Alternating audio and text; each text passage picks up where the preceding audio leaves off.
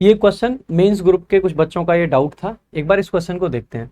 Many are of the view, जैसे ही आप सेंटेंस को शुरू में देखते हैं मैनी आपका सब्जेक्ट है, मैनी आपका डिटर्मिनर होने के साथ साथ प्रोनाउन भी होता है, और जब ये प्रोनाउन है तो इसके साथ में प्लूरल आपका वर्ब आता है। इसका मतलब है मैनी भी ठीक है और आर भी आपका ठीक है। मैनी का मतलब है यहाँ पे मैनी पीपल, ठीक है।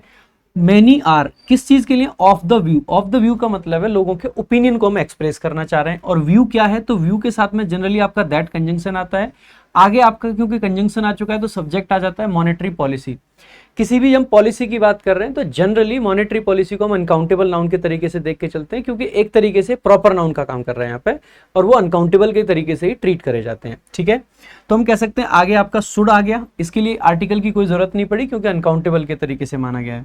शुड हेल्पिंग वर्ब है, किसी भी मॉडल के बाद में वर्ब की फर्स्ट फॉर्म आती है तो गिव आपकी वर्ब आ गई, चाहिए का सेंस दे रहा है ये, ठीक है।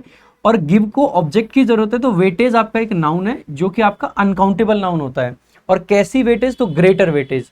ग्रेटर कंपैरेटिव डिग्री क्यों लगाया गया बिना आपके देन होते हुए भी? क्योंकि यहाँ पे बात कंपैरिजन की है। कंपैरिजन की किस बात से है? जितना अब वेटेज मिलता है उससे ज्यादा मिलना चाहिए, ये लोगों का मानना है। यानी कि जो एग्जिस्टिंग वेटेज है उससे ज्यादा वेटेज मिलना चाहिए, इसका मतलब है कंपैरेटिव डिग्री भी सही है। क्या यहाँ पे आर्टिकल की कोई नीड है? तो द आंसर इज नो। जब भी आपको ऐसे शब्द दिखाई दें जैसे कि वेटेज हो गया, लगेज हो गया, बैगेज हो गया, गार्बेज हो गया, लीकेज हो गया, ये सारे के सारे एजीई सफिक्स पे खत्म होते हैं, और एजीई सफिक्स पे खत्म होने वाले शब्द सामान्यतः अनकाउंटेबल नाउन बनते हैं। तो क्योंकि ये अनकाउंटेबल नाउन है तो कोई भी आर्टिकल की आपको जरूरत नहीं है।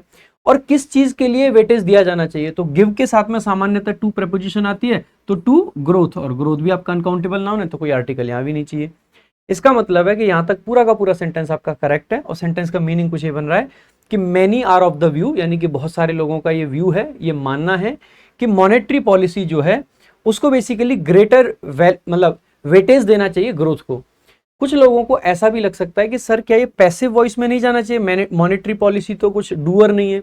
मेरे भाई कई बार आपके सब्जेक्ट ऐसे होंगे जो देखने में आपको डूअर ना लगे लेकिन वो डूअर का काम कर रहे होते हैं। वैसे भी अगर कभी डाउट हो, देखो गिव आपकी ट्रांजिटिव वर्ब है। अगर गिव ट्रांजिटिव वर्ब है तो हम आसानी से कह सकते हैं कि इसके आगे तो ऑब्जेक्ट दे ही रखा है। अगर वर्ब का ऑब्जेक्ट आपका गिवन है तो उसको एक्टिव वॉइस में लिखना चाहिए, ना कि पैसिव वॉइस में, इसीलिए इसका एक्टिव वॉइस में लिखा जाना भी एकदम करेक्ट है।